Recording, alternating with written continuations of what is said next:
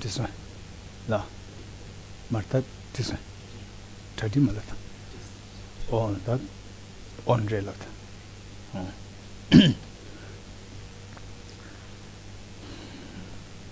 Good morning, all of you, to the teaching organized by Choe Khor Sum Ling, supported by Tibet House, on two truths from the four Buddhist school philosophy schools point of view, and particularly with emphasis on Prasangika's understanding of ultimate reality. So, as yesterday, we will first do a little bit of setting the environment, mental environment, by with focus on 3 points: 1, refuge field; number 2, Bodhichitta field; number 3, remembering the purpose of what we are doing here. As for the refuge field, let us visualize Buddha Shakyamuni, His Holiness the Dalai Lama, and all the Buddhist Bodhisattvas, like the great Bodhisattvas, Arya Manjushri, Arya Avalokiteshvara, Arya Vajrapani, then the Arya Maitreya, Arya Akashagarbha, Arya Kishidagarbha, then Arya Samadabhatra, and so forth, then Arya Thara, then Arya Nagarjuna, Bodhisattva, Arya Deva, then Acharya Buddhapalita, and then the Acharya Bhavaviveka, Acharya Chandrakirti, and then the Bodhisattva Shanti Deva, Bodhisattva Shanti Rakshita, Acharya Kamalashil, and then the Arya Asanga, Acharya Vasubandhu, and then the 11th century incredibly great teacher, Bodhisattva teacher, Bodhisattva Lama Selingpa, then Lama Adisha de Bangalore Sri Gyanam, and all the teachers of the Nyingma tradition, Sakya tradition, Kagyu tradition, Gelug tradition, all the teachers of these great traditions, Podong, Puten, Shalu, Chonang, and all the traditions, all these great teachers who manifested their Buddha nature by clearing the mental defilements through various methods and focus on the ultimate reality. Okay, with this mind, and you are inspiring everyone, all sentient beings, and they're happily joining you in this journey of cleansing the mind. And you are like the pioneer, you are like the trailblazer. With that in mind, and teach by great compassion, you taught the Immaculate Dharma to dispel all perverted views. To you, the Buddha Gautama, I pay homage. And teach by great compassion, you taught the Immaculate Dharma to dispel all perverted views. To you, the Buddha Gautama, I pay homage. And teach by great compassion, you taught the Immaculate Dharma to dispel all perverted views. To you, the Buddha Gautama, I pay homage. And teach by great compassion, you taught the Immaculate Dharma to dispel all perverted views. To you, the Buddha Gautama, I pay homage. I go for refuge until I'm enlightened to the Buddha, the Dharma, the Sangha. By my accumulations through the practice of giving and so forth, may I become a Buddha to benefit all sentient beings. I go for refuge until I'm enlightened to the Buddha, the Dharma, the Sangha. By my accumulations through the practice of giving and so forth, may I become a Buddha to benefit all sentient beings. I go for refuge until I'm enlightened to the Buddha, the Dharma, the Sangha. By my accumulations through the practice of giving and so forth, may I become a Buddha to benefit all sentient beings. Sangye choda tsoge chonam la chanju pardo dane gyapsu che Nage jinso kebe tsonam ke chola penjere sangye drubare shu Sangye choda tsoge chonam la chanju pardo dane gyapsu che Nage jinso kebe tsonam ke chola penjere sangye drubare shu Sangye choda tsoge chonam la chanju pardo dane gyapsu che Nage jinso kebe tsonam ke chola penjere sangye drubare shu Independent origination. There is no ceasing, no arising, no annihilation, no permanence, no coming, no going, no separateness and no sameness. I prostrate to the consummate Buddha, the supreme among all teachers, the one who taught this peace which is free of elaborations. I prostrate to the mothers of the hearers, the Bodhisattvas and the Buddhas, who through the knowledge of all these hearers seeking pacification, complete peace, who through the knowledge of paths, causes souls helping migrate to achieve the aims of the world, and who through the possession of omniscience helps subdue us expound varieties of teachings. The one who has transformed into the reliable guide, motivated by altruism to benefit sentient beings. The teacher, Sugata, protector, to you of my prostrations.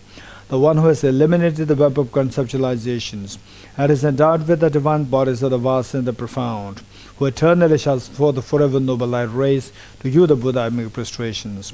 Inspired by wisdom and compassion, today in the Buddha's presence, I generate the mind of full awakening for the benefit of all sentient beings. Okay. Ye Dharma mantra, essence of dependent origination mantra.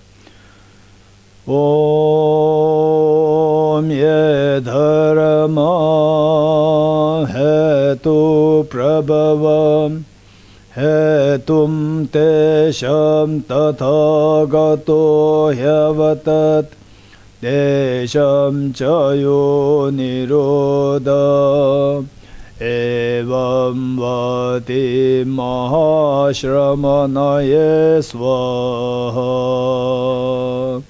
Om ye dharma hetu prabhava hetum tesham tathagato hyavatat desham chayo nirodha evam vati mahashramanaye swaha Om ye dharma hetu prabhava hetum tesham tathagato hyavatat desham chayo nirodha evam vati mahashramanaye swaha All phenomena arise from causes. The causes are taught by the Tathagata, the cessation of the causes as well as taught by the great seer. Profound, peaceful, elaboration-free, clear-light and non-composite. Such is the nectar-like dharma I have discovered. Finding no one who can fathom this teaching, in silence I return to the woods. Beyond utterance, thought and expression is the perfection of wisdom, which is unborn, unceased and has the nature of space, is the object of apprehension of self-realized wisdom, to you the mother of the Buddhas of the three times obeisance. All composite things are impermanent, all contaminated things are the nature of suffering, all phenomena are the nature of emptiness and selflessness, transcending sorrow is peace. The Guru is the Buddha, the Guru is the Dharma, likewise the Guru is the Sangha. The Guru is the source of everything wholesome. I go for refuge in the Guru. By the sound of the vibrant drum of Dharma, you liberate all beings of miseries. I beseech you to kindly remain and give teachings until the end of the expanse of billions of aeons. The Buddha does not watch the negativities of beings, nor does he remove their miseries by his hands. His spiritual realizations are not transferred to them. It is by teaching the truth of the suchness that the beings are liberated. With folded hands, I beseech the Buddhas of all directions to shine the light of Dharma for all bewildered misery's gloom. If you are attached to this life, you are not a spiritual practitioner. If you are attached to samsara, you have no renunciation. If you are attached to your own self-interest, you have no bodhicitta. If there is grasping, you do not have the view. Okay, page 14. Praise to Shakyamuni Buddha. As we recite this, just see if you the qualities indicated through on the basis of which the Buddha Shakyamuni is being praised. See if we, and the very purpose for praising the Buddha is not that the Buddha will be happy and then will bless us. This is not the point. Whatever the Buddha does, whatever we do to the Buddha is meant for our own benefit. And Buddha is already perfected. Whether praise, not praise, it will make no difference to the Buddha.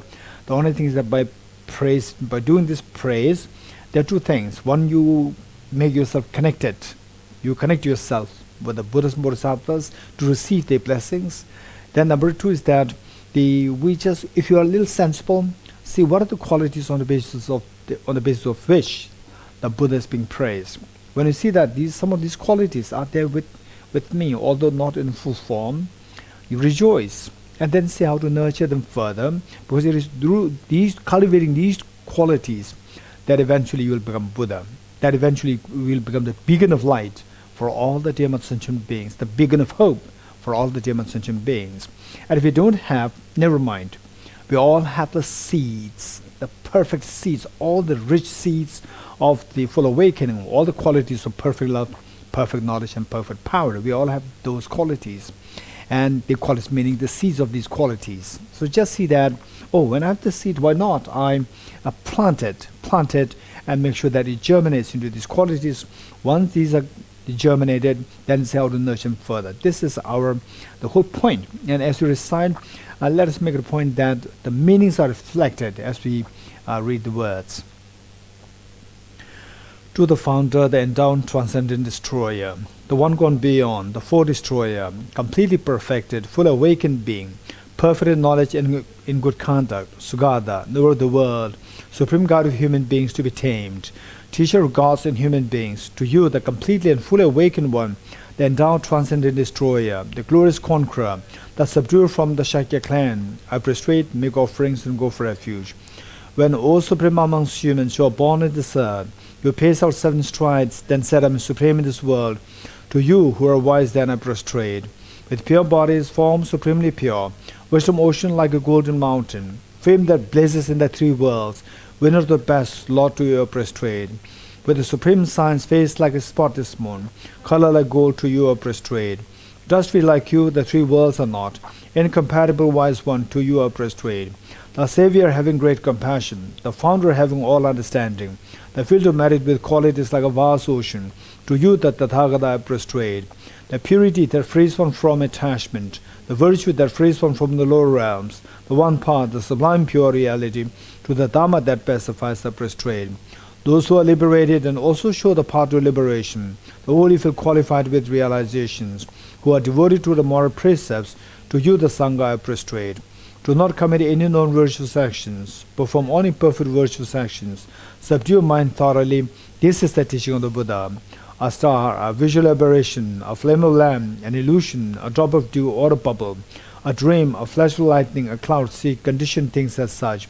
Through this marriage may sentient beings attain the rank of all-seeing, subdue the 4 falls, and be delivered from samsara's ocean, but perturbed by the waves of aging, sickness, and death.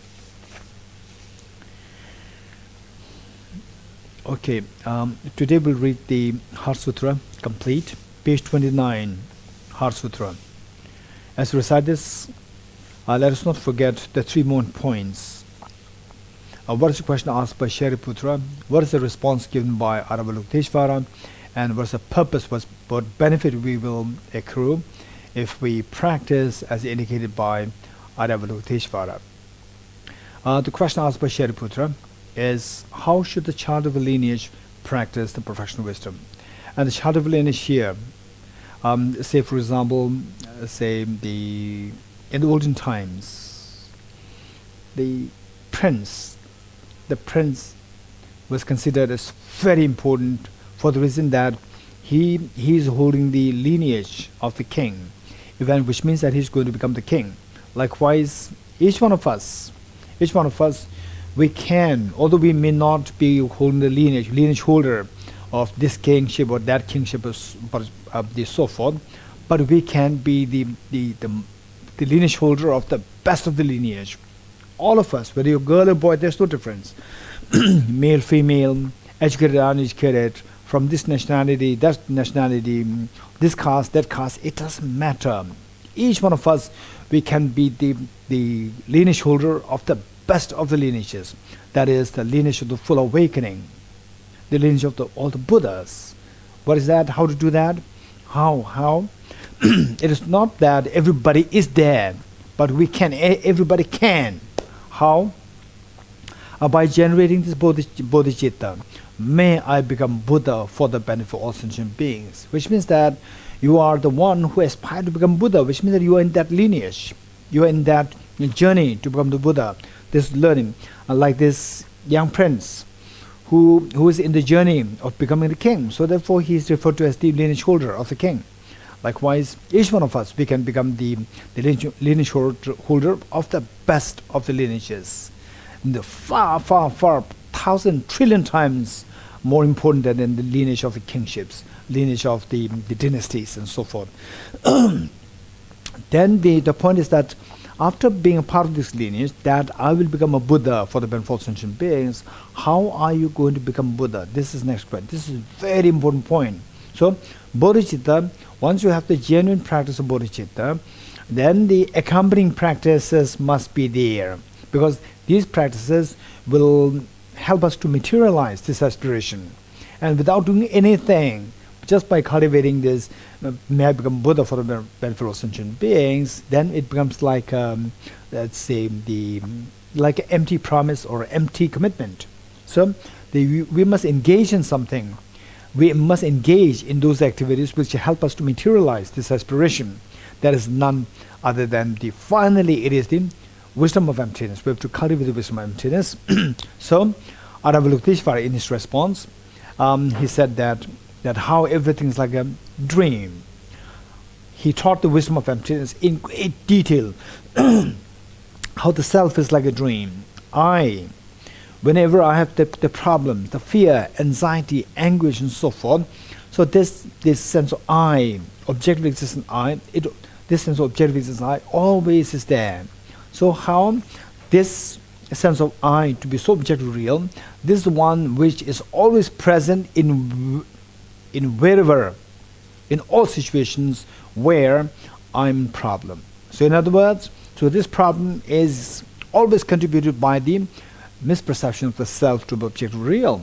So for that matter, to remove the misperception, and the best way, the wisest thing to do is to cultivate the counterforce, which is wisdom. What is that wisdom? So the Avalokiteshvara went into great detail how the self is like a dream. And how the dream, the form that what we really have is, we have just the 5 aggregates. None of the 5 aggregates is the self. And even each of these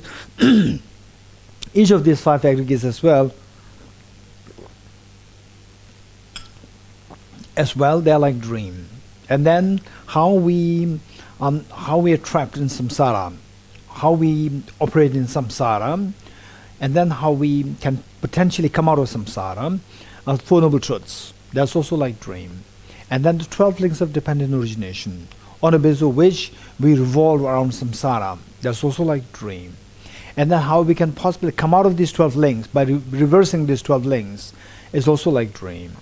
And then the whole universe with which we interact, which constitutes the 6 objects, 6 subjects, and the mediums or the sense powers, they're all like dream. In other words, there's nothing in this universe which is not like a dream. Everything is coming from the projection of your own mind. When you realize that, when you realize that dream is dream, only when you wake up, not in the dream. So, therefore, Avalokiteshvara is encouraging us to wake up from the sleep of ignorance altogether. It is for this reason that the Buddha Shakyamuni is revered as the fully awakened one. Okay, so this is what we should not forget. So with this in mind, what's the purpose? What's the purpose? What benefit will accrue if we practice the way indicated by Aravalokiteshvara? Then the next paragraph in the sutra, Aravalokiteshvara said how this realization, waking up from the sleep of ignorance, this is the entrance for all the Buddhas of the past, present, and the future. This is how we have to take the most. We have to make the most of our recitation of the Heart Sutra, which is so precious. And given that this is a very important a set of teachings, so therefore we need a tremendous amount of accumulation merit, clear the obstacles, and so forth. And the Heart Sutra reflection on the Heart Sutra would be extremely efficient in this pursuit. Okay. And you are leading this, and imagine that all sentient beings are joining us.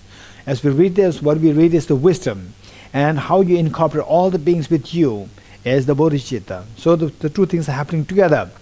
Otherwise, to cultivate Bodhichitta itself is it will take a lot of time, and the wisdom will take a lot of time. So if you have to cultivate them separately, if you are not being wise, then it's going to be like double the time. So whereas wise people can just use within one time, two things can happen simultaneously. This is a wise approach. Okay. The Heart Sutra, the Professional Wisdom Sutra. Sherab Nyingbo. I prostrate to the Arya Trubal Gem. Thus did I hear at one time the Buddha was dwelling on Mass of Vulture's mountain in Rajgriha, together with a great community of monks and a great community of bodhisattvas. At that time, the Buddha was absorbed in the concentration on the categories of phenomena called profound illumination. Also at that time, the Bodhisattva Mahasattva Aravalokiteshvara looked upon the very practice of the profound illumination of wisdom, and behold those five gates also as empty of inherent nature. Then through the power of the Buddha, the Venerable Shariputra said this to the Bodhisattva Mahasattva Aravalokiteshvara: how should any child of the lineage who wishes to practice the activity of the profound perfection of wisdom train? He said that, and the Bodhisattva Mahasattva Aravalokiteshvara said this to the Venerable Sharitvatiputra: Shariputra, any son of the lineage or daughter of the lineage who wishes to practice the activity of the profound perfection of wisdom should look upon it like this, correctly and repeatedly, beholding those five aggregates also as empty of inherent nature. Form is empty, emptiness is form. Emptiness is not other than form. Form is also not other than emptiness. In the same way, feeling, discrimination, composition factors, and consciousness are empty. Shariputra, likewise, all phenomena are empty, without characteristic, unproduced, unceased, stainless, not without stain, not deficient, not fulfilled. Shariputra, therefore, in emptiness there is no form, no feeling, no discrimination, no composition factors, no consciousness, no eye, no ear, no nose, no tongue, no body, no mind, no visual form, no sound, no smell, no taste, no object to touch, and no phenomenon. There is no I element, and so on, up to and including no mind element and no mental consciousness element. There is no ignorance, no extinction of ignorance, and so on, up to and including no aging and death, and no extinction of aging and death. Similarly, there is no suffering, origination, cessation, and path. There is no exalted wisdom, no attainment, and also no non-attainment. Shariputra, therefore, because there is no attainment, Bodhisattvas rely on and dwell in the perfection of wisdom, the mind without obscuration, and thus without fear. Having completely passed beyond error, they reach the end point of nirvana. All the Buddhas who dwell in the three times also manifestly completely awaken to unsurpassable, perfect, complete enlightenment and reliance on the perfection of wisdom. Therefore, the mantra of the perfection of wisdom, the mantra of great knowledge, the mantra, the unsurpassed mantra, the mantra equal to the unequaled, the mantra that thoroughly pacifies all suffering, should be known as truth, since it is not false.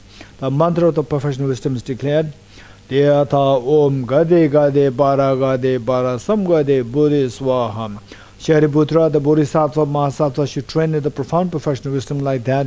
Then the Buddha arose from that concentration and commanded the Bodhisattva Mahasattva Aravalokiteshvara, saying, well said, son of the lineage, it is like that, it is like that.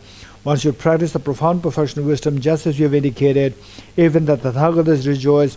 The Buddha having thus spoken, the Venerable Sharitvatiputra, the Bodhisattva Mahasattva Aravalokiteshvara, those surrounding the entirety, along with the world of gods, humans, asuras, and gandharvas, were overjoyed and highly praised that spoken by the Buddha. Yatha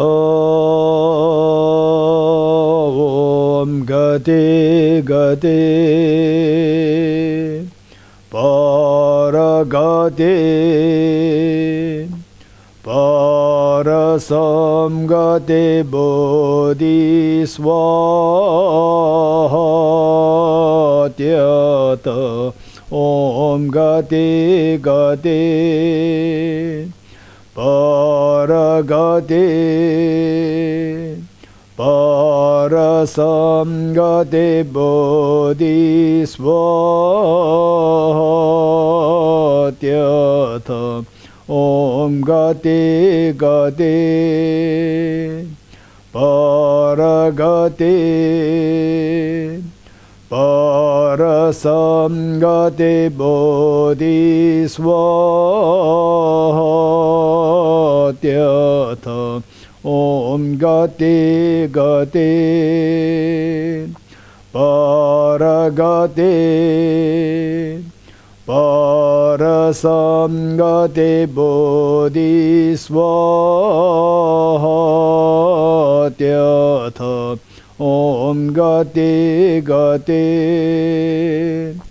Paragati Parasamgati Bodhiswaha. Okay, now we'll do the generating bodhicitta. Oh, sorry, yeah. Let's complete the reading of the. Sorry. By the teachings of the three supreme jewels possessing power of truth, may in and outer hindrance be transformed, may they be dispelled, may they be non-existent, may they be pacified, may all negative forces opposed to the Dharma be completely pacified, may the host of 80,000 obstacles be pacified, may we be separated from problems and conditions harmful to the Dharma, may all enjoyments be in accord with the Dharma, may auspicious and perfect happiness pervade this place now. Okay, let us turn to page 50, generating bodhicitta. His Holiness the Dalai Lama emphasized so much on this, which means that we are very fortunate that we have such a teacher, His Holiness the Dalai Lama, inspiring us to practice this generating bodhicitta, and of course it depends on some people, they ask me, how long will it take to generate bodhicitta? This is the questions people ask. It entirely depends on how sincere you are, in your the practice. You may be doing these three stanzas, and of course you can do that just on a basis of just one stanza, on a basis of three stanzas, on a basis of the 7 stanzas. There are many versions there, and the point is that your mind, you should be very seriously involved, not just reciting words, but the meaning is reflected with the drive from inside. And although the drive inside may not be so happy to take this action, bodhicitta, we may be more like not really, it's the words are so superficial. It doesn't matter. This is how we practice everything, even the mundane activities like playing music, playing football, basketball, or whatever. Everything is done on the basis of initially very superficial. You practice it, and over time it becomes real. This is how it works. And then experientially speaking, in other words, we all aware when we recite the stanzas, then the goosebumps come in the body, tears flowing. If that doesn't happen naturally, which means that there is a knot inside. There's a knot, which is the knot of the self-centered attitude. There's a knot there. Not just you, I also. There's a knot there. Now the point is that, if a knot is hopeless, then we will never get rid of our sufferings. We will never achieve the infinite happiness that we are seeking. And we will continue to suffer. The suffering perpetuates, and we don't want that. So, who is doing that? External factors, internal factors. The worst is the internal factors. the self-centered attitude and self-grasping ignorance. Self-centered attitude, we can feel it. We can feel that very strongly, particularly when we recite these stanzas, try to flow our mind according to these verses of Bodhichitta. You could feel that, no, my mind, this is not really what I am thinking. What I'm saying is not really what I'm thinking. You can feel it. And then when you apply this in your day-to-day life, like, say, for example, generosity. Okay, having to spend the 2 days for the sake of somebody who's unknown, would you be happy to do it? Okay, charity, we do that. And 7 days, you have your family work. Okay, still do it. Then whole 1 year, no way. This is our attitude, which means that no way means, who is saying yes? That I have many things to do inside my own house. I have so many things to take care of. Who will take care of me? Who will take care of my family? This is the self-centered attitude. So then, this is what attracts all the miseries. Believe it or not, this is reality. Any sensible person, not necessarily you have to have a blind faith. Any sensible person will sense that this selfishness, self-centered attitude, which says that no way, this is the one which attracts all the miseries. So, this, when you say no way towards what? No way to what? To helping others, to reaching out to others, to really sacrificing your time, energy, resources, and so forth for others. So there, when you, as you say, no way, you can feel this very strong, the not there, you can feel it. And never mind. And then we can't say that, okay, now I'm hopeless, or you're hopeless. No, this is how, deep inside, we have the Buddha nature. Deep inside, this is just opposite, directly in opposition with this not. And this is not, it's the superficial thing which wrapped this Buddha nature inside, which freely flows to all beings 24/7. So that not is superficially wrapping the Buddha nature inside. So therefore we don't see that. So let it go out by these practices. Every time you practice, believe it or not, for example, you brush your teeth. Most of you have noticed that. You brush your teeth, and then if you brush your teeth wrongly, then the base of your teeth, the base of teeth will be worn out. It's not one day. It's over many years that it slowly gets worn out. Just with one stroke, second stroke, third stroke. Likewise, you recite these stanzas, then this knot. You can see that gradually the tightness will be loosened. You could feel it. This is the practice of bodhicitta. This is how we have to do. If you don't do that, and if you expect that, okay, one day, never mind, so I will not do this on a daily basis, I have no time, and one day, the one time I will have, just bodhicitta meditation on whole 1 week or 1 month, it will not work. This is not how it works. This is not how it works. So that there is a time factor also. Time factor. So, with this mind, let's recite this wholeheartedly 3 times. The first stanza, three times, then the next 2 stanzas together 3 times. Okay, reinforce Buddhas, all the Buddhas and Bodhisattvas, so loving, so caring, so embracing, so tender, embracing, smiling at you, and all the dear mothers and beings around you. If you are not there to help them, who is there to help them? So keeping this in mind, that I must generate Buddha, I must become Buddha for the benefit of all sentient beings, and all sentient beings are joining you in this journey. I go for refuge to the Triple Gem. I confess the negativities individually. I rejoice in the virtues of all the beings. I hold the precious Buddhahood in my heart. I go for refuge to the Triple Gem. I confess the negativities individually. I rejoice in the virtues of all the beings. I hold the precious Buddhahood in my heart. I go for refuge to the Triple Gem. I confess the negativities individually. I rejoice in the virtues of all the beings. I hold the precious Buddha in my heart. I go for refuge to the Triple Gem. I confess the negativities individually.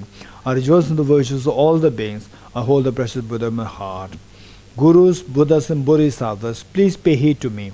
Just as the previous Buddhas have generated the mind of Bodhicitta, and just as they successfully dwelt in the Bodhisattva practices, likewise for the benefit of all sentient beings, I will generate the mind of Bodhicitta, and likewise shall I too successfully follow the Bodhisattva practices. Gurus, Buddhas and Bodhisattvas, please pay heed to me.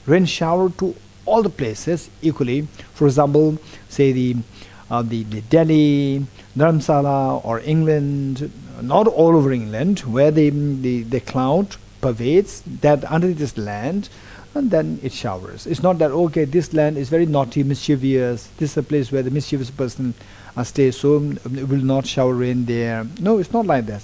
It's unbiased.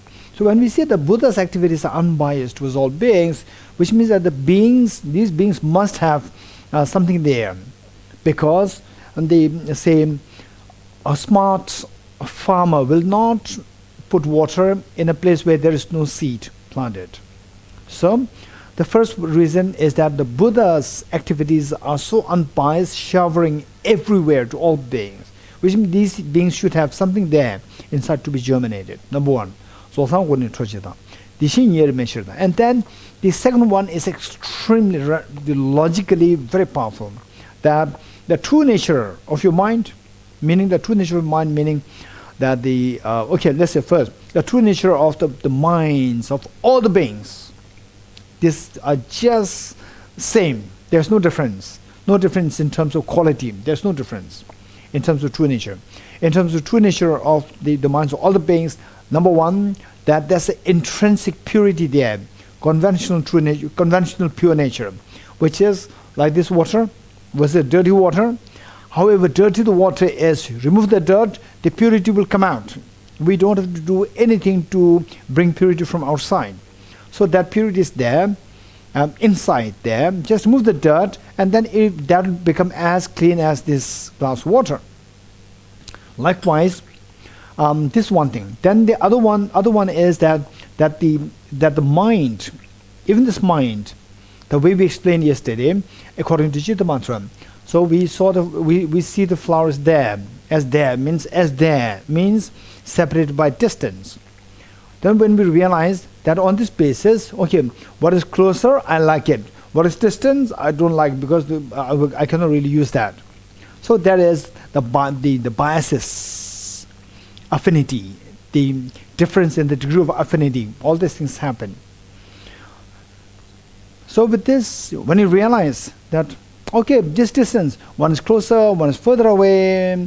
Okay, for example, like the shops closer towards your place, it's of direct relevance. Whenever I'm need of something, I couldn't rush there.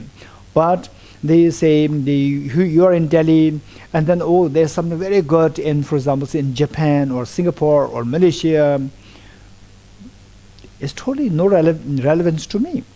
So whereas what is closer to me means distance-wise less, and the other one distance-wise more, which is irrelevant. So your affinity, your attachment can differ depending on the distance, and this is just one example. So let's say that, okay, it is there, and the other one is in Malaysia or in Indonesia. Oh no, that's totally irrelevant. I'm in Delhi, so what is right next to me, that is more relevance. So there we have the difference in the affinity. Affinity means, in other words, is attachment. So when we realize, according to Chitta Mantra philosophy, when we realize that, okay, this is it's just it's just the nature of, like the reflection in your mirror. Reflection in the mirror, say, for example, say there's a mirror there, and one flower is here, 2 meters away, 1 meter away from the mirror, and there's another flower 100 meters away from the mirror. In the mirror, you will see as though like these two flowers, and they differ in distance with respect to the flower. They're two reflections. The two reflections formed in the mirror. You see that there's a difference in the distance between the two flowers with the mirror. The one is like just 1 meter, and the other was 100 meters. In actuality, there's no difference, because both are just a reflection of the mirror. And there's no difference. Even 1 inch, there's no difference. Even the millimeter, there's no difference in terms of distance. But we see difference. This is our misperception. This is ignorance. So when you realize, okay, now look, this flower, when you see that this is like my eyes, your eyes seeing this is let's say my eyes seeing this as at a distance, it's like, it's like the mirror, And then when you see that, oh, this is just like the mirror and the reflection mirror. If that happens, then the mirror and the reflection, there's no space gap. So it will come closer to you. Then earlier you saw it there. Earlier you said that. What is there? That's empty. There's no external flower there. From there, where I earlier saw, it was just empty. Okay. So, and then where I earlier saw the flower, 10 meters away, that's also empty. What I saw this flower earlier, 1 meter away, that's also empty. So these two emptinesses, there's nothing there. These two are just identical, same. Whereas when we see the one flower here, red flower here, a blue flower 10 meters away, then there's a difference.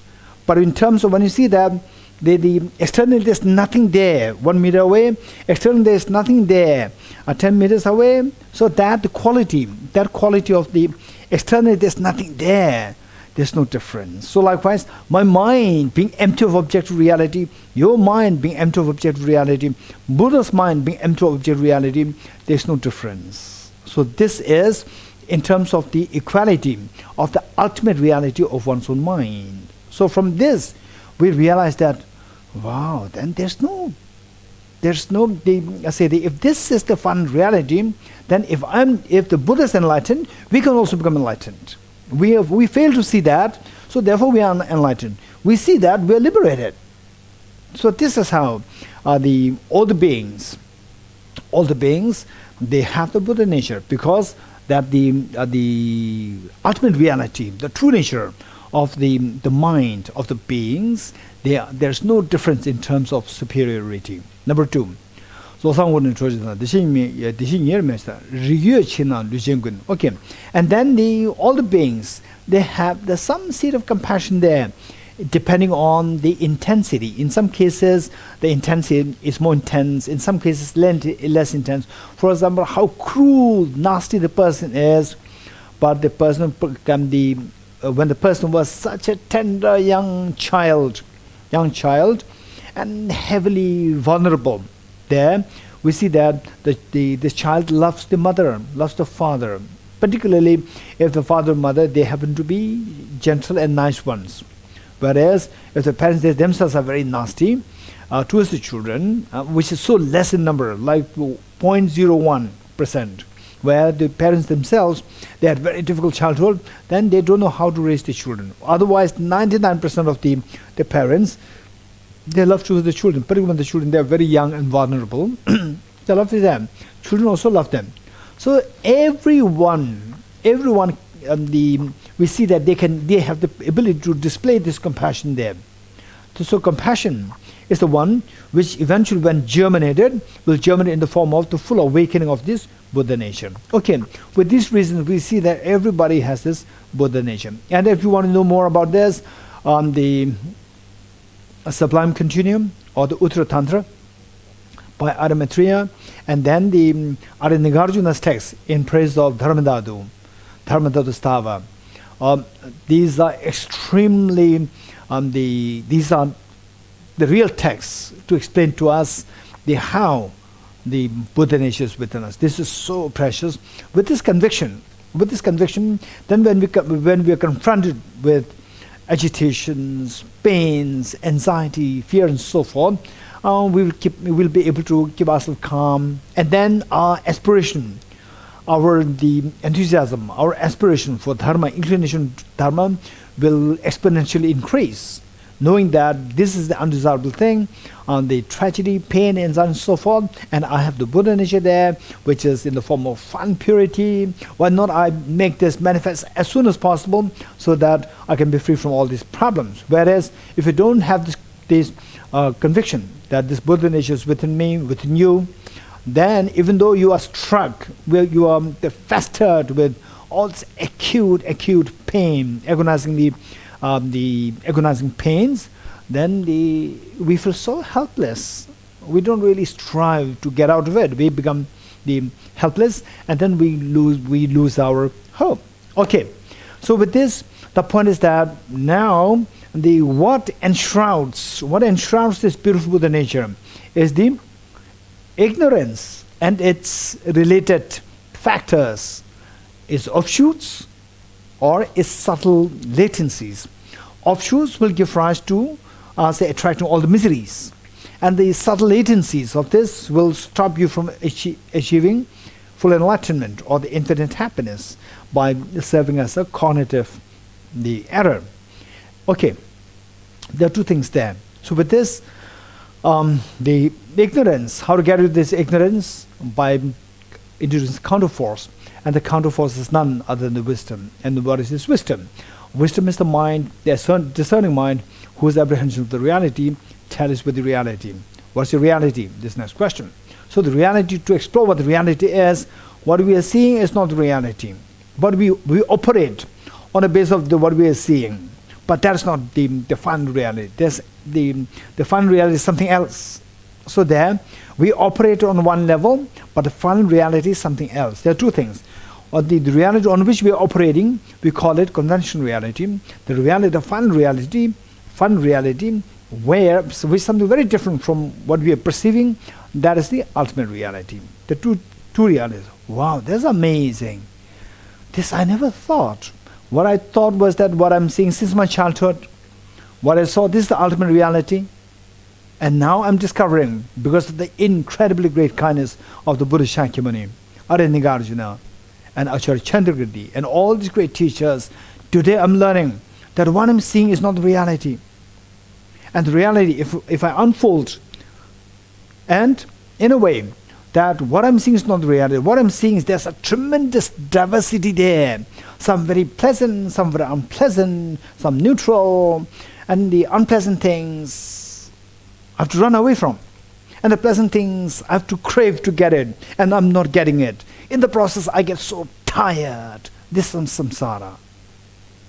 This is samsara. Wow. And I believe what I'm seeing is the reality. And on that basis, then I run away from some things. I chase after some things. I run away. I cannot run. I suffer. And to some, I chase. And I don't get it. I suffer. So exhausting. 24/7 my mind is in the dream, this is what I do. In the daytime, this is what I do. So much expectations, worries, anxieties, expectations, worries. And this is how I become old. This is how I die. And then again, the tape recorder does not, the play of the tape recorder does not stop there. Again, it's replayed the next life, replayed the next time, till I discover what the reality is. All this diversity which makes me run here and there, these are all deceptive. The moment I discover that this is all deceptive, like the way you are so tired in the dream, running here, there, you wake up. That's the end of the engrossment. That's the end of your, say, the busyness. That's the final rest of your mind. This is nirvana. So, for that matter, we have to see what reality is beyond what I'm seeing. Okay, so for this Chitta Mantra, which we briefly discussed yesterday in its technical terms, but we did not really touch how we can say that externality, what we say is external. Okay, I came from my house this morning in the car. Okay, first I got off my house. Got off my house means I get out of my house. So out is external. And then I got into the car, office car, into the heart. So there's inside and outside. From the outside, I got into the car. And then came to the office. I got out of the car, again external. And then I got into the Tiparas building, inside. From the outside, I got into inside. This outside, inside. This is deception, according to Chitta Mantra. And if we see that, okay, stay at home. Stay home, right? Some people say that, okay, some people, they're so keen to go out, then the slogan is that it is better to stay at home than to go into ICU. That's very true. But if you realize the Chitta Mantra philosophy, there's no inside outside. Stay at home, stay in. Better than going out to ICU. So realizing, if we don't realize Chitta Mantra philosophy, then there's no choice other than either you stay inside your house or go out into the ICU place, in the hospital, in the ICU. These are the only two choices. Whereas if you wake up from the sleep of ignorance, by seeing the Chittamatra philosophy, then you are freed. You find it is like all these are happening in the dream. You are in a different reality. And then you see that you are freed from the anxiety of always being claustrophobic, to be in the house all the time. And then so much scare. I'll contract more. I'll attract more of the coronavirus in the ICU because getting into the hospital or it's just a place where all the people who are sick, they come together. And so much of fear. So finally, you wake up from this and finally you are freed. This is the final rest of your mind. This is the final rest. So this is what Chittamatra explains. There's no external, internal. Everything is the nature of the internal. Everything is the nature of the internal. If you control your internal well, you are set. You are set with a total rest. Okay, so there, Chittamatra. I would like to relate this to one of the Chittamatra schools, which it talks on, or which talks on Alaya Vijnana, or the repository consciousness. So this concept, I'd like to share with you this concept. This concept. Okay. This is a very important concept. In fact, of course, this concept is not accepted by the Madhyamikas, but many of the concepts associated with this, the Alaya Vijnana, many of the concepts associated with this are to be accepted by Madhyamikas. Okay, let us not forget this. So, one thing is that just imagine, some of you must have seen, say, so those of you who are more who lived part of your life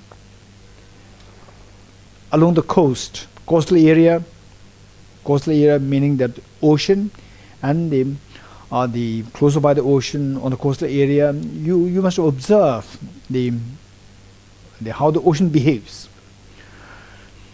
When the wind blows, depending on the intensity and the ferociousness of the wind, then the waves are that extent.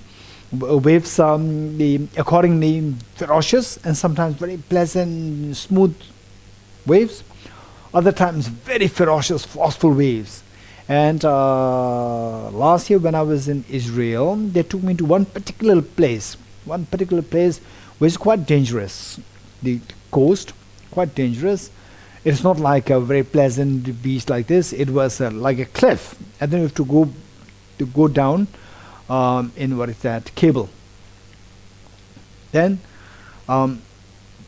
from there, then you have to go down the steps, and then you are in like a cave, and the cave was actually just attached to the ocean. And the waves really hit the cave so forcefully. It's very dangerous. And the warning was given them, saying that don't cross this line. Very dangerous. It can suck you up into the water anytime. So what I'm saying is that the waves, sometimes the waves can be very smooth. The other times they can be very, very, very rough and ferocious. Okay. What determines these waves? And other times the waves, there's zero wave. The ocean is so calm, and very tranquil, sleeping, very tranquil, peaceful, so tender, beautiful look at particularly sunset, and no waves there, just shimmering. It's so beautiful. Other times very ferocious. The same ocean behaves very differently. So this school of thought, Chittamatra school of thought, who believes in, who espouses this idea of the Alaya Vijnana, what they say is that each one of us, we are like this ocean. Our body, this body is not you. What you really are is that there is one mind, there is one consciousness known as Alaya Vijnana. And this Alaya Vijnana, this is like the ocean. This is like the ocean. What happens is that, say we are to take birth. Before we take birth, say we die. from the previous life. We die. When we die, we die, and then let's this life. This is easier to be explained. Say here, somebody is dying now. Dying means that this person, the karma to project this person, karma to project this life, this person's life.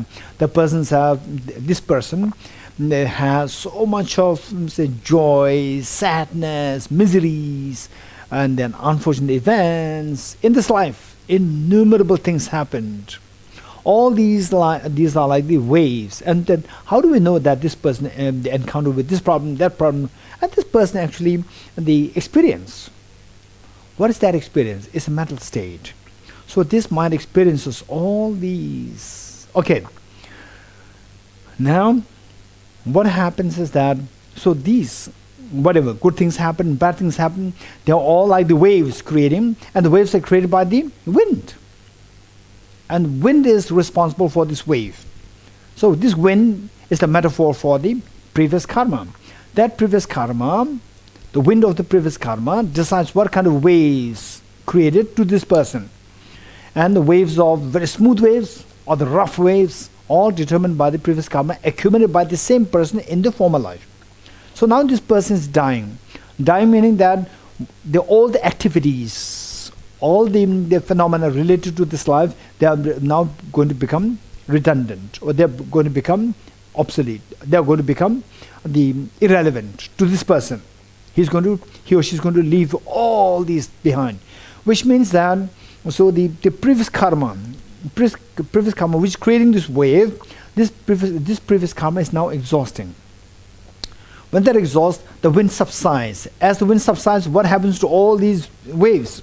Ferocious, smooth, whatever waves, what will happen to them? Naturally, they will all go back to the ocean. What is that ocean? That ocean is your Alevijnana. Alevijnana, which in Tibetan is known as Kunshi. Kunshi, and in English people translate it as the foundational consciousness or the repository consciousness. Okay, so this consciousness is like this ocean which behaves differently at different times depending on the karma, the wind of the karma. Now, when this person dies, what is happening? The previous karma, which is responsible for making this person experience all events and experience of this life, that karma subsides or karma exhausts, the wind subsides. When this wind subsides, all this ocean, the waves, they subside. Then what happens? All these waves will go back to the ocean. Okay.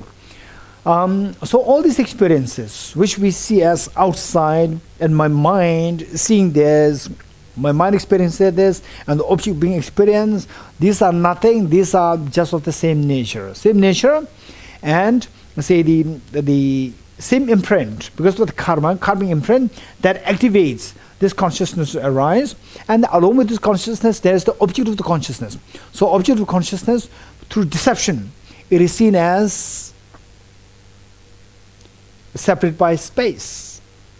There's object. In actuality, there's nothing there. Object and subject both, they are the waves of the same ocean. So when the karma stops, when the wind of the karma stops, all these waves, your subjective mind and the corresponding objects, they all dissolve back to the ocean of the Alevijnana. They all dissolve there. Okay, now what happens is that because of our the karmas, projecting karmas, they're innumerable in number. It's not just one. They're innumerable in number. It is like just from the pipe, the water trying to gush into this pipe. So one part of the water is stopped, the other part of the water will gush in. So like this. So one part of the karma exhausts, then the other karmas, they become so actively started to activate the ocean once more. So the karma of the next karma, the wind of the next karma starts to blow.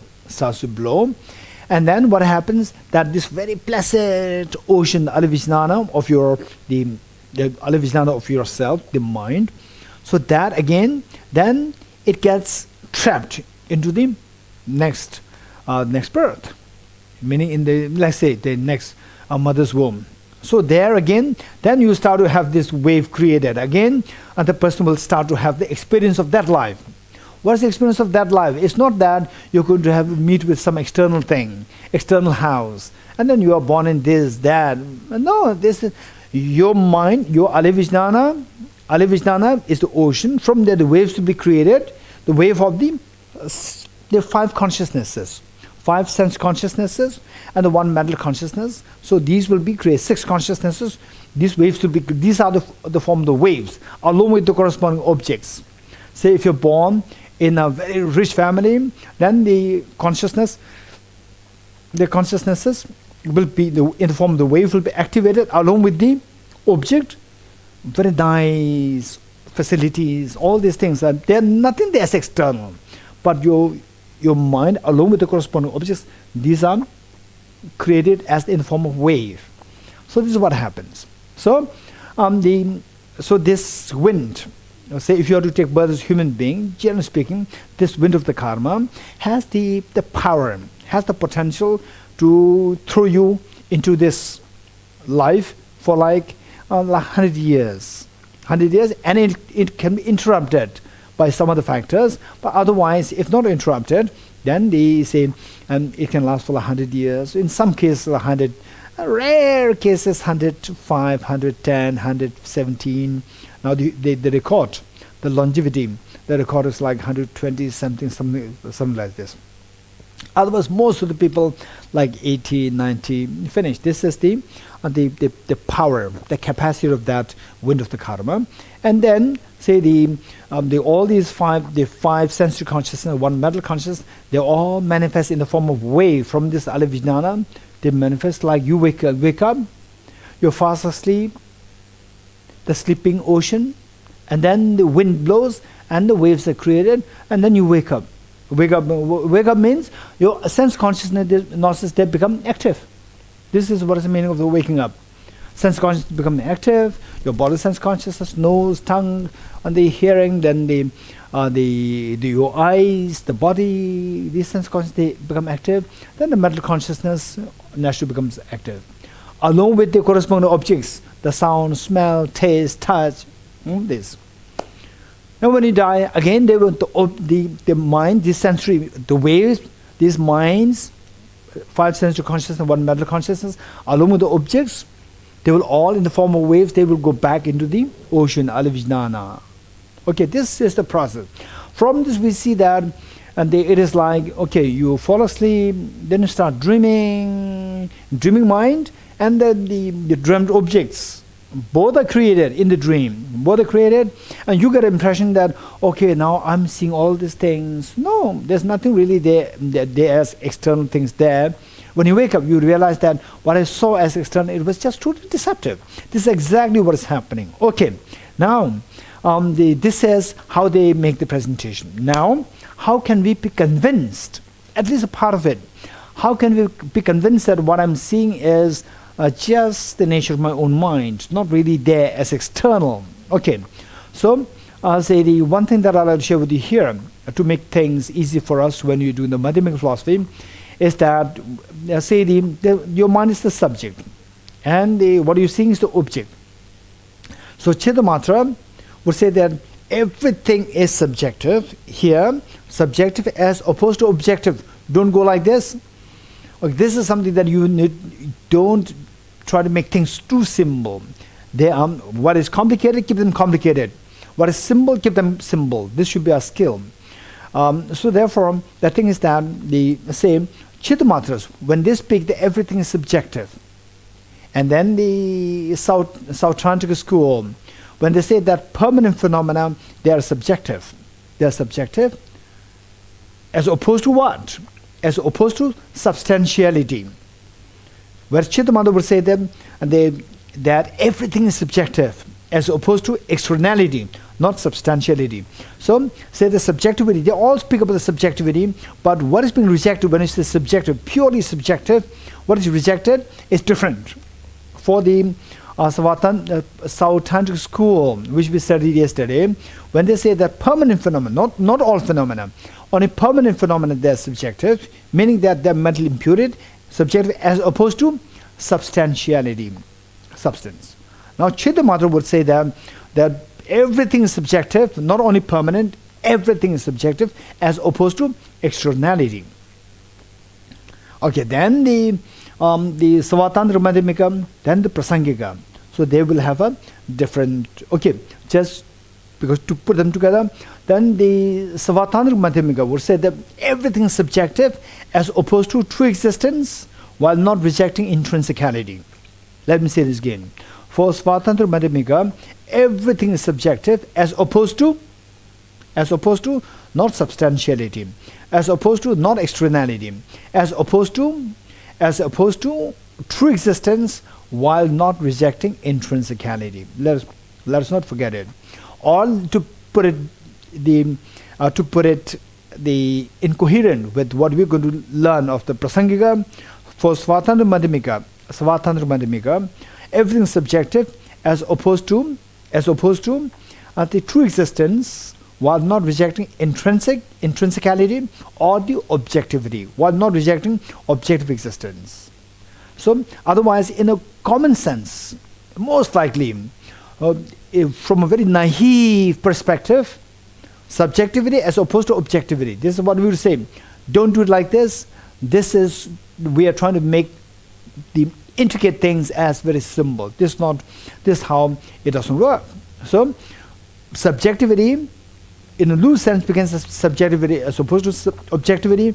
But to be very specialized in these four tenet systems, we have to know subjectivity as opposed to what? What's the object of negation? What are you going to negate? We have to know that well. So they differ. For the South Tantric school, subjectivity as opposed to substantiality, only applicable only to the permanent phenomena. For Chittamatra, subjectivity as opposed to externality, not objectivity. Externality applicable to all phenomena. And then for Chittamatra, as opposed to externality, I said applicable to all phenomena. But if you want to go into very minute discussions, then we can say that subjectivity as opposed to externality in simple terms, and subjectivity as opposed to the object being the true referent of a label, which we briefly, not really touched even, just mentioned the what it is, or just we enumerated last time. To be more technical, in a loose sense, for the general audience, I would say for Chittamatra, subjectivity as opposed to externality, and for the Savatantra Madhyamika, subjectivity as opposed to true existence, while not rejecting intrinsicality or objectivity. And then for Prasangika, the final philosophy of which accords with the Buddha's own intention is the subjectivity as opposed to objectivity. So subjectivity as opposed to objectivity, this fits perfectly well with only the Prasangika philosophy, not others. Because all other schools, they accept existence and objectivity as synonymous. Don't forget this. For all other schools, except Prasangika, all other schools, not only Buddhist, non-Buddhist, all schools that you can possibly exist, that you can possibly think of in this universe, for them existence and objective existence are synonymous. So when they say something existent, something exists subjectively, means they do not reject objectivity. Label-wise, they may use the word label, they may use the label objectivity, but it is on a very the gross level. If you really go into the nuances of the philosophical positions, so we have to know what are the objects of negation that each of these schools negate while they posit the concept of subjectivity. Good. Okay. So what we are supposed to be doing is how can we be convinced that of the Chittamatra philosophy? This is what I like to touch a little bit here, because finally just learning this, okay, Chittamatra says like this, we just broaden our knowledge, but in terms of the experiential conviction will not come. Even the Chittamatra philosophy, if you really study this, not only study this for information, but more for experiential understanding, is very profound. You can feel convinced that, wow, what Chitta Mata is saying is very true. And you may even go to the extent that even as a Prasangika, even as somebody who accepts Prasangika, even then with the Prasangika philosophy, we can accept the Chitta Mata philosophy also. This kind of feeling can come. Chitta Mata, oh no, what this is wrong. If this is our attitude, we will never appreciate the depth of the Prasangika philosophy. You be very unbiased, be very objective in your approach, what the Chitta Mata is saying. Once you get conviction in this, then try to go into the Prasangika, then you really appreciate that, oh, what Chitta Mata is saying cannot be rejected, it is true. But then, as compared to Prasangika, it is gross. It is gross. For example, this is water, one statement. This is H2O, statement 2. This is electrons, protons, neutrons, statement 3. All three are correct. The first one is very gross. The second one is okay. Third one is very subtle. They're different subtlety. It doesn't mean that one is wrong, one is right. All three are correct. Likewise, some people who really appreciate the Chitta Mata's philosophy, they may get a feeling that Chitta Mata philosophy is something that even the Prasangika, even you as a Prasangika follower, you can really accept it, but the only thing is that it is not as profound, as subtle, I wouldn't say profound, as subtle as the Prasangika philosophy. This will come only when we really try to get conviction, experientially, how this Chitta Mata philosophy works. Okay, with this in mind, I'd like to just touch very briefly on this, as to how this Chitta Mata philosophy really makes sense. And I really appreciate the Chitta Mata philosophy. Yes, because when we really try to explore what they are saying and try to really feel that, is really very profound. Okay, let's see. Okay, let's see what I do is that I put this flower, okay, there's a bunch of flowers in this pot. I keep this flower there. Now you are looking at the flower. Now you are looking at the flower. Okay, you're looking at the flower here.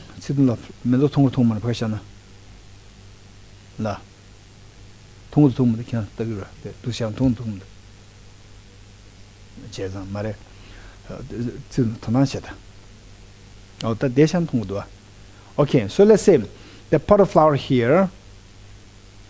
I ask you, okay, I say that this flower, I make a statement, this flower appears as external, it is deceptive, and you will not agree with me. You will not agree with me. Because you said that, yes, it's there. And there are 100 people, they all agree that they will all point to the same object where it is. And they point to the object away from themselves, not towards themselves, away from themselves. So there's something there as external.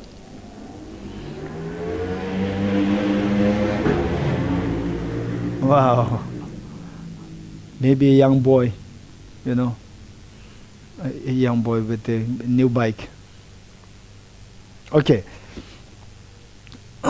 So at the same, this external there, how can you prove that there's no external there? This is a question. Okay, tell me, just when I ask these questions, you must be very serious. The answers that you're giving must be coming from the heart, not from your philosophy.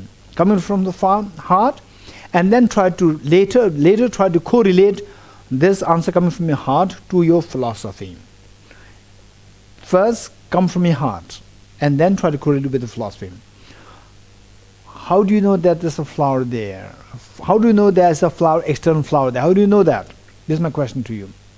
You will say, I can see that. From eye consciousness, I can see there. There meaning, I'm not pointing towards my eyes. Against, opposite to the direction of my eyes is there. Okay. Let me first tell you the gap that you are seeing between your eyes and the flower. So there are, let's say there are 100 people there. 100 people watching the same object.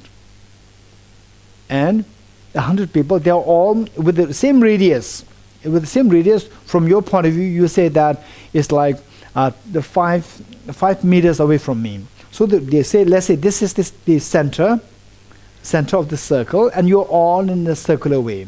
So this flower, and then all the 100 people, they are separated by the 5 meters. 5 meters, the radius is 5 meters, in other words. Okay, so I ask all of you, let's say 5 meters with respect to you, your assessment. Then I ask, how do you know that there's 5 meters there?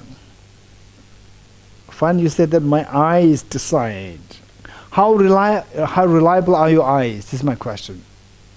Likewise, all the 100 people, they see the same thing. Same thing means they see something, and they make the judgment on the basis of what they see. And what they see is dependent on their eye sense consciousness. And eye sense consciousness depends on their eye sense power. Eye sense power, or in a loose sense, just keep away the eye sense power for the time being. Let's say the eye lens, the mechanical eye lens which we have. And eye lens, how many of these 100 people, eye lenses, they're identical? None. And eye lenses, they determine how far you see the object. For example, when you put on say the what do you call that? The reading glasses. When you put on the reading glasses, the letters they appear much closer. So the glasses, they make the difference. Your eye lens is exactly like the reading glasses. Your eye lens, it's a lens. It's not the plain glass. It's a lens, which means that there is the difference in the variation in the thickness of the lens is there. So from this we see that your eye lens and his eye lens and her eye lens, they are all different. Even between the two eye lenses of the same person differs. The two eye lenses of the same person differ, because of which some people have, my right eye is the 0.5, while my left the eye is 1 point, which means that these two differ. When the two eyes of the same person, they are not identical, how can we expect to see that there are 100 people with the 100 identical eye lenses? Not possible at all. So they differ. Once they differ, no matter what the difference, what degree of difference, no matter what that is, there's a difference there. Because there is a difference there, whose perception is correct? My question to you. Whose perception is correct? You cannot say that. If you say my perception is correct, then the other person will say that the other person's perception is correct. If this is what happens, then there should be say the 100 different flowers there.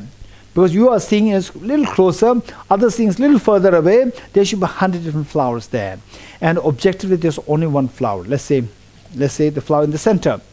There's only one flower there, but then they are of all the 100 perceptions are correct, there should be 100 different flowers there, which is not true. So there's only one flower. How would you reconcile that? Either you say that all are wrong. If you say others are wrong, you're also wrong. If you say you are correct, all others should also be taken as correct. So how would you reconcile that? If you say all are correct, then there should be 100 flowers there. If there should be external flower, there should be 100 external flowers there. It is not possible. It defies the reality of the nature of the flower there. The flower there, the central flower, there's only one flower there. Okay. So with this, how would you reconcile? You can reconcile it only if you say that it is my perception, his perception, and they differ. Yes, that's true. They're true. Our perceptions differ. Perceptions differ. Beyond the perception, there's nothing really there. That's it. On the basis of perception, then we decide that, oh, there's a one flower there, it is this distance, that distance, in this direction. This is how we explain on the basis of a perception. A perception is purely your perception. Your perception is not being shared with the other person. Other person is creating his own perception, which may be similar as yours, but they are not identical. So this is how we see that. And the perception and the consciousness, there's no space gap. There's no space gap. If there's no space gap, what you're seeing is just a perception, and that perception and your consciousness, there's no space gap, so it is nothing but the nature of your consciousness. Reflection in the mirror and a mirror, there is no space gap between these two. So therefore the reflection is just the nature of the mirror. This is how it works. Okay, if we reflect very seriously on this point, then we get a feeling that what really exists is just a mind. Nothing's really there. It's just, I say, these are all the reflections in the mind. All these reflections, they are nothing but the nature of the mind. That's it. If you reflect more and more on this, debates are there and more nuances to be explored are there. For example, like the flower and the perception of the flower. In Chaitanya, do they make the distinction between flower and the perception of flower? Yes, they make the distinction. The flower is not the mind. Yes, flower is the nature of the mind. All these nuances we have to explore as you go deeper into these studies. Okay, there are a few questions. We have 4 more minutes. The first question is from Pemba Tsering. Everyone has a Buddha nature, depend on intensity. So how should it possibly to find Buddha nature in bacteria such as amoeba through explanation? Okay, so basically let's say a bacteria, virus, whether or not, and the plants, whether or not they have the Buddha nature. To say they have the Buddha nature, they should have the mind. This is a basic requirement. They should have the mind. Only if something has a mind, then we can speak about the Buddha nature. So this is little complicated. I, as an ordinary person, I cannot really discern fully, and then whether amoeba or the bacteria or the virus, they have mind or not. This is very complicated. When it comes to individual things, generally, the Buddha made it very clear. The plants, they have life. They don't have mind. Plants are living things. They are not living beings. This distinction is there. That's easy. And the same, something which is moving purely through chemical, something which is moving through chemical, one chemical and electrically, chemical and intention. 3. For example, let's say that the sunflower, when the sun shines, if the sunflower is just facing towards the west, morning sun shines, it will slowly turn towards the east, which means that it moves. It is purely through the sunlight affecting the chemicals inside the sunflower, which make it move.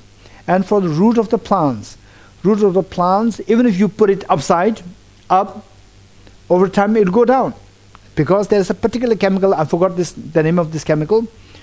This chemical, which is a little heavier than the other chemicals around that in the root, because that is heavier. It is pulled by the gravity closest to the skin, the lower skin of the root, and then where this chemical is, this chemical, they say shrinks the skin. So if it is like this, if it's at the top, first it will go the chemical, that particular chemical, it moves towards the skin of the root below, and then where the skin is, then it will shrink the skin there, and then it will move like this. Automatically it goes to the root. This is how it works. This is purely chemical. This is what I studied when I not really studied. Yes, of course, studied, which I found in a book. Interestingly, when I was in class 11, it's about like 30 years ago. 30 years ago, this was what I read in the book. It's very interesting, and my teacher was so happy to see that. Wow, this young boy, he's able to explain these things which I did not teach in the class. Okay, this is how it works. So this is purely through chemical, and some are through the electrical, chemical, then magnetic, electrical, magnetic. So there, these movements can happen. For example, like the magnet and the iron filings are moved not because of the chemicals, not because of the electrical. It is through the magnetic force. So these are the natural forces which move, and there is another force, force of intention, that moves. That is the mind. So where, for example, say if there's a plant there, a fresh plant, then I push the plant from the table, it will fall, it will not come back. But if there's an ant there, I push it and it falls and it will come back. It will come back. So where the ant knows that there's a sugar there, they will come back. the human being, I push. When we fight, I push the other person pushes me, I fall, again I come back against the natural force. Whereas the plants, they cannot act against the natural force. So this is how the intention is missing. Intention is what determines the presence of the mind. So the question about, this is a very general presentation. We can, for all these teachings, we can be specified on the basis of the very general presentation. For example, like say, the human beings, they have the mind. Okay, don't hurt the human beings. Don't hurt the human beings. Don't say anything bad against human beings. What about that person in the coma? This is a very special case. Coma? Okay, whatever you say, whether the person is hearing or not, you have no clue. Even the doctors have no clue. I can be very bold enough to say that even the doctors have no clue, even the neuroscientists, they have no clue. Somebody who's in a vegetative state. Only when the person wakes up from this vegetative state or coma state and then narrates, oh, I saw you, I saw this person there, and you were conversing, you were doing this conversation. Then the person will, okay, she was hearing when she was in a vegetative state. Only then we can conclude. While the person in a vegetative state, even you see what is happening, or the brain waves, or which otherwise should be depicting the sound, hearing the sound, is moving. Just by seeing that, we cannot 100% be sure that the person is hearing or not here. We cannot be sure. When you go to specifics, it's very complicated. We cannot really decide. Whereas generally we can say that don't hurt them, don't say anything bad against anybody. We can say that generally. So likewise, generally anybody who has a mind, has the Buddha nature, no doubt. No doubt. Okay. Now, what about the microbes, bacteria, virus and so forth? This is something which, I cannot really decide on. I couldn't really decide. In other words, I can just make a general presentation. That's it. And then, particularly, say coronavirus, we come to realize that the structure, the structure of this coronavirus is just the DNA molecules wrapped in a very thin layer of the fatty tissues. That's it. But whether that is mind or not, we are not sure. We cannot be sure. So only if, and then they say somebody very enlightened, for example, say, I'm talking to you, you are listening to me. From this body language, from what is behaving, from this, we can say that you have a mind. For sure, that's easy. Gross ones we can decide. As it becomes subtle, that's very complicated. Whether there's a mind or not, this is very complicated. Okay, so this we cannot be too sure, but generally speaking, plants, they don't have mind. Plants live. Plants have life. They don't have mind. Plants are living things. They are not living beings. This distinction we can make. Okay. If the bacteria, they do have the mind, okay, so that, who can decide it then? Who can decide it, right? Say, even you can decide it if your meditative experience is very profound. From the meditative experience, you can see the former and the later lies. So the virus dies, and then from your meditative experience, you can see that, oh, now this virus is going to take birth in this place, that place, and so when you see that, you are the person who can say that. But it is your personal experience. This is, how it works. Okay, maybe we'll do the last question. From George Leon. This wave is activated from the ocean, Ali Vijnana. However, how do we locate the storehouse consciousness if the waves nature of ocean is constantly changing, dependent? Okay, it is like again, it is say there are two things which I did not really touch in this class, but in the Israeli teaching, they're teaching on the emptiness of the mind. So there we touch that the substance of the mind. Substance of the mind and the activity of the mind. Say the alivijnana. Alivijnana is like has the substance and it also has some activities. So all these waves waves arising out of this and going back. So these are all the activities. These are all the activities. And like the ocean. Ocean has the substance and the activities of creating waves and dissolving the waves. These are all the activities. And if you really want to see what the ocean is like, one thing is let the waves subside. So in a meditative experience, all the gross consciousnesses, you deliberately do the meditation in such a way the gross consciousnesses, they subside. As the waves subside, then you will see what the ocean is like. Likewise, as they subside in a very deep meditative state, then you can start to see what this alivijnana is. Okay, so this according to Chittamatra, but this is not accepted by the Prasanga I told you already. Okay, then the question is, the last one is not that difficult. Is the foundational consciousness or the alivijnana permanent then? Is it permanent or not? Okay, this I think I talked about this. I'm not too sure whether in this class I'm getting mixed up because we are doing several classes simultaneously. The foundational consciousness, let us say that permanent. What is permanent? What do you mean by permanent? A permanent phenomena. Permanent has two connotations. How the ordinary people understand it, and how logically it is to be understood. How they understood by the logicians or the logical, with its technical understanding and the general understanding. General meaning the ordinary people's vernacular understanding. Vernacular understanding has it that something which lasts for long, alivijnana exists since time immemorial, it will go down till Arahat or till Buddhahood.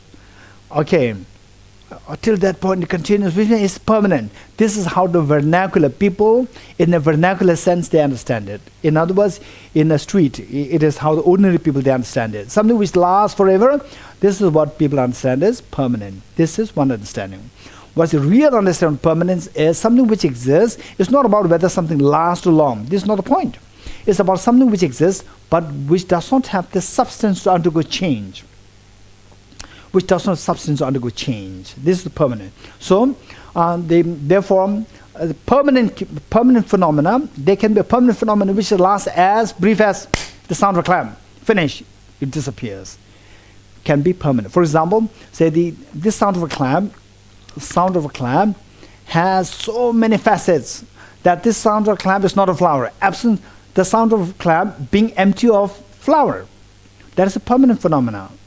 And of course, I'm not going to go into detail. If you really want to study this, I would highly appreciate you to join Nalanda Diploma course as the program Tibetas runs. So there then we study all these, because these are the things that we have to study very systematically and consistently.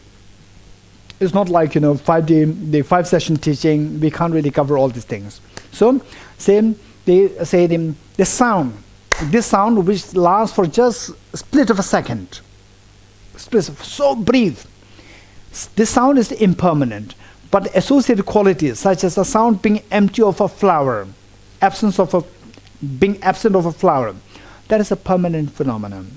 So just as the sound is it lasts for a split of a second, all the characteristics of this sound also last for a split of a second, because they are the characteristics of that sound.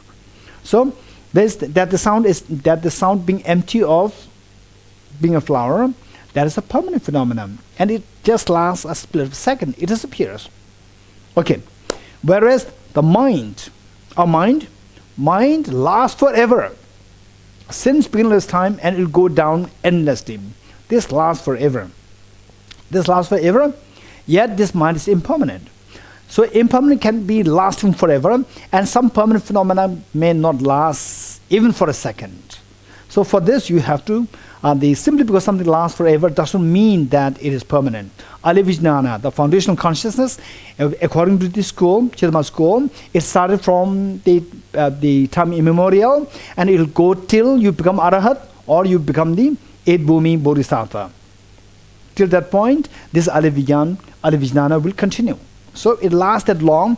It doesn't mean that this alivijnana is permanent. So for this, you have to learn the meaning of permanent and impermanent in a technical sense that we can't really get it from one day talk. I would highly recommend, which means that you have interest in this. I really appreciate that, and I would highly recommend you to learn things more systematic, at least for 1 year.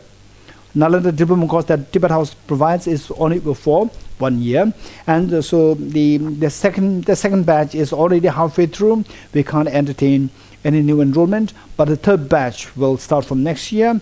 You're most welcome. Okay, we'll stop here with a quick dedication prayer.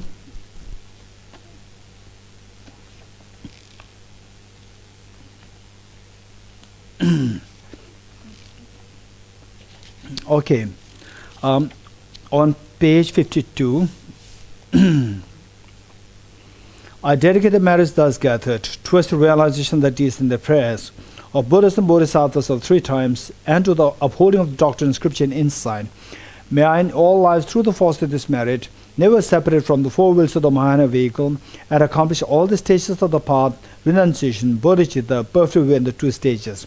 From my 2 collections, vast of space that I've amassed, from working with effort at this practice for a great length of time, may I become the chief leading Buddha for all those whose minds, wisdom, eyes blinded by ignorance. Okay, see you at 2 o'clock, all of you.